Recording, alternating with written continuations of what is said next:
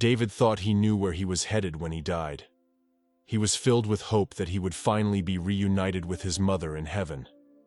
But fate had other plans. Instead, he found himself lost in the fiery pits of hell, surrounded by mocking demons who laughed at his life on earth, the life of excess and regrets that had led him to this place. But little did he know, this journey would lead him to a realization that would shake the very foundations of his existence. Hi everyone, welcome to Peculiar Stories, where we share the most fascinating near-death experiences. If you're new here, make sure to hit that subscribe button so you don't miss out on any of our captivating tales. And to all of our faithful viewers, thank you for tuning in again. Without further ado, let's get to the story. This is Peculiar Stories. This NDE is profound in so many different ways. He visited both hell and heaven. A month prior to his NDE, his sister Miranda G experienced an NDE. What a family-oriented soul band. I suppose I should tell you a little bit about myself before I begin writing. I lost my mother and a friend, a girl who I wanted to go on a date with, in November of 2003, which was about 3 months earlier. My mother died as a result of an injury she sustained in a car accident, and my friend and I both died in a plane crash. I suffered a broken left ankle in the plane crash and was forced to take leave from the army just a few days later. I learned that my mother had passed away. That's why I felt the need to mention it. Both of them have happened to me. I had been back home for a few months when I learned I had stomach cancer. I was receiving treatment for it and managing all of the negative effects it was having on me. One of the medications could potentially result in a heart attack, but the likelihood was 1 in a million. I was informed. I started experiencing minor chest pains a few weeks after I first started, so I went to lay down for a while. After about an hour, my brother, who was at home and at the time was an army medic, came to look at me. When he did, I told him that I was experiencing severe heartburn and a heavy feeling in my chest. He took my blood pressure and advised me to take it easy and unwind. Then he informed me that I was experiencing a heart attack. He started treating me after having my stepmother dial 911 prior to the arrival of the fire department. He and our stepmother worked on me in the emergency room. When I was there, my chest felt heavy and my entire body felt numb. I remember hearing my doctor say, "No, we can't lose him. Let's keep going. I don't want to lose him. He's just a kid." As the room began to turn black and I had trouble hearing everyone around me. "Please give me another round of epi. Charge it to 360 and continue bagging him." Then everything turned deadly quiet and black. Then I was in what I thought was a waiting area as my doctor was seeing my father.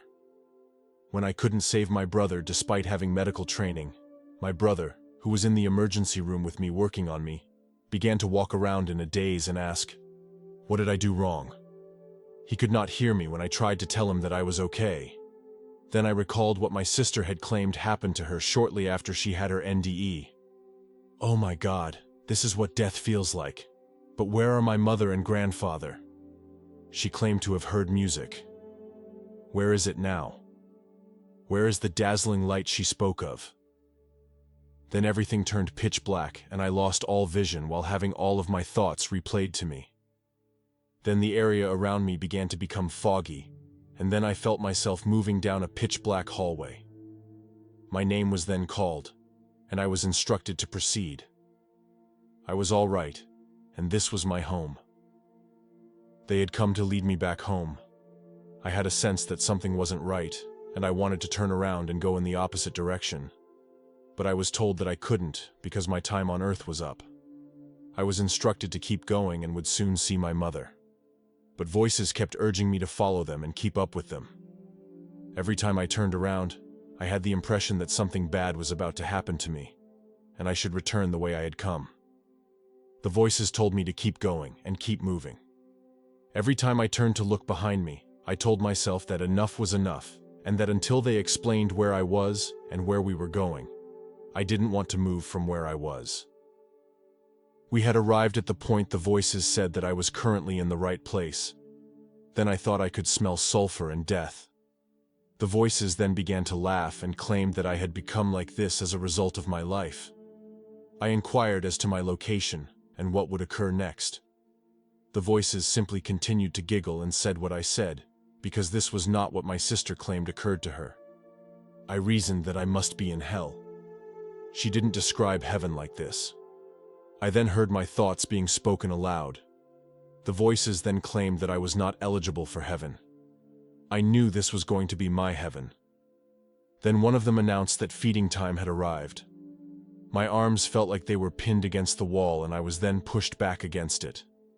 I was in a complete state of helplessness when I saw what appeared to be a hairball approaching me with shark teeth. The voices I heard were small monsters that were morphing into hairballs and then back into monsters. When I looked to my right side, they were the most hideous things I had ever seen or would ever see. They had the appearance of snakes crossed with bats and something with horns. Their bodies resembled those of snakes, and they had wings. They had hands and arms that resembled those of a bat. Their teeth resembled those of a snake and a bat, and their faces resembled snakes. They had horns, but they were different from the horns of a bull or ram. Although they had horns, I couldn't say that they were earthly in nature. I questioned what was happening to me as they began to resemble hairballs. I could hear my feelings being expressed aloud as they laughed and told me to stop talking. They then began to approach me, and as they did so, I immediately felt queasy. My first thought was, why is this happening? Where is God? Where is my mother? Then I sensed them eating me. When I looked down, I saw that parts of my body were missing. I turned to face them and saw that they were chewing on parts of my body. One of them then uttered the words, "We already told you that this is your heaven and that we are your God."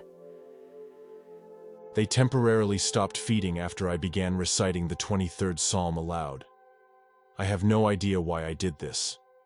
One of them claimed that it wouldn't help me right now. I insisted that because the Lord is my shepherd, he should make me lay down in lush pastures for his sake. They then collapsed into a ball and cried out, "There is no one to save you." I continued to recite the 23rd Psalm. In spite of the fact that I'm walking through the valley of the shadow of death, you, your staff, and your rod are by my side. They give me comfort. They began to crowd in this pile, saying there was no one to help me now, and I felt my arms suddenly become free. I was then standing. I believed I had to recite the psalm in its entirety to escape this place, which I now perceived to be hell. I therefore made an effort to remember every word I was capable of saying. It led me to a place where there were still waters, and he healed my soul. You prepare a table in front of my enemies. You pour oil over my head and overflow my soul, and you have always been loving and kind to me. I had to close my eyes as a wonderful feeling suddenly overcame me at that point. Then I heard someone say, "Joe, open your eyes. in a voice. It will actually be all right." I recognized the voices belonging to my friend, whom I had intended to ask out in November 2003, just before she perished in the plane crash in which we both perished. Then she said, "Sandy, he's afraid to open his eyes right now. Perhaps you can persuade him to do so." Since I was born in November, my mother always referred to me as her sweet Thanksgiving baby. She then said, "Joe, my sweet Thanksgiving baby, adding, you're okay now. The worst part is over. Now open your eyes, baby. It's okay to be scared, but you need to open your eyes now, my little sweet pea. Please, for me, baby." This is when I realized that I had heard my mother. When I finally opened my eyes, she was standing in front of me, hugging me, and she instructed me to look below. When I did, my body was once more unified. The body parts that were bit off were still attached to me. She assured me that everything was fine now and that I had a decision to make. But she first wanted to demonstrate a few things to me. After taking my hand, we started walking. A castle was the first thing she showed me. It appeared both very beautiful and very old. I could see knights riding into battle on horses. In addition, I could make out that the castle was perched on a lush hillside. Additionally, I could make out shepherds feeding their flock on the hillside. Then, since I had never seen a hillside like that before, I asked my mother if I could feel the grass. As we drew near, I could smell the grass because she had taken me down so I could. I wanted to eat a piece because I thought it was watermelon, because it smelled so sweet and overpoweringly like watermelon. I couldn't. My mother told me it was for the sheep to eat. The ocean was the next thing she showed me. It wasn't someone who lived on Earth. The ocean was a deep navy color. It was almost cobalt blue, if I had to guess. I was given the all clear to drink some water by my mother. When I did, it was wonderful. It resembled eating a snow cone with tutti frutti bubblegum and raspberries. It was unlike anything I had ever experienced, or at the very least hadn't yet discovered. She informed me that everyone gathers by the ocean to drink and unwind. She continued by saying she had one more thing for me to see. She had to show me, even though it did not make her happy. I said it was all right. It was acceptable if she had to display it. I wouldn't prevent her from showing me. She had to do some of it. She drove me to our home, where I entered the rooms and saw my family. I wanted to know how my presence in their lives made them feel. In every space, I could sense a profound loss. They were grieving and wondering what might have been for me in my life, and their hearts were heavy. I questioned my mother if Mandy experienced this during her NDE. Mom disagreed, stating that her NDE was distinct from mine because each person is unique. They all have unique experiences. Mandy has not followed my lead or completed the tasks that have been assigned to her before she has shown any of what I was seeing. She still has work to do. I then questioned my mother about whether she was showing me this to influence my decision as to whether to stay with her or return to my dad and my family on Earth. She replied yes. She urged me to choose where I would be from the options available.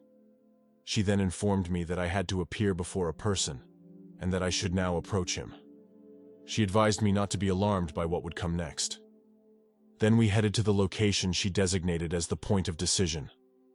There was a huge scene to my right when we arrived.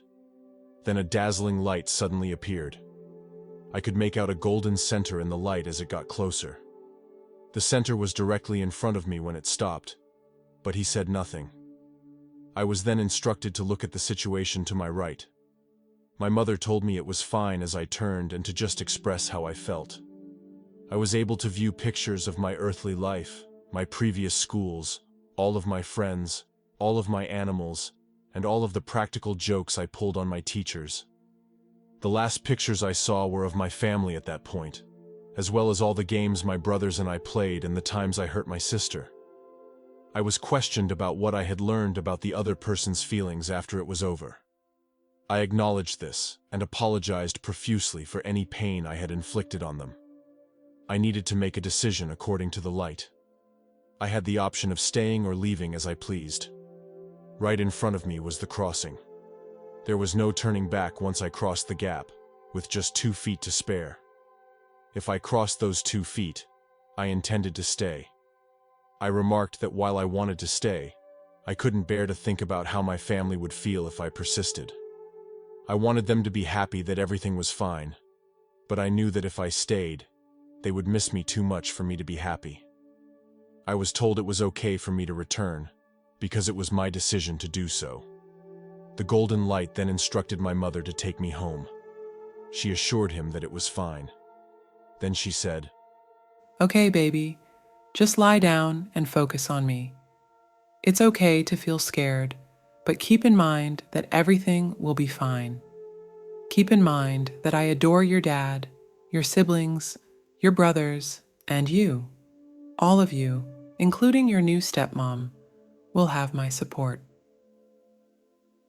She then instructed me to close my eyes so that when I opened them again, my body would contain my father once more. She added that although I would experience pain, everything would be fine. I would return home in about a week, and in a few months, my stomach cancer would be completely cured. I felt myself float back into my body as I closed my eyes. I could see the words and solutions passing through me as I did. I seemed to be learning all the information I could possibly want to know at the same time. About 6 hours later, when I opened my eyes, my family was by my side, delighted to see me again. I was at a loss for words when trying to explain my experience to them. At least the part I felt was hell. Though I found it difficult to explain to them, or even to make clear to them that I had spent some time in hell. My mother misjudged the extent of my suffering. About a week later, I was able to return home because I had no pain. My stomach cancer did completely heal in about 3 months. Some might claim that I stole this idea from Reverend Storm. Some might argue that a portion of mine resembles his. Only after I had my own did I learn about his. I was curious as to whether or not anyone else had similar experiences. If you're looking for more life-changing content that will leave you inspired and reflective, then you simply cannot miss the next video in our series. That's it for today's story. I will see you in the next one.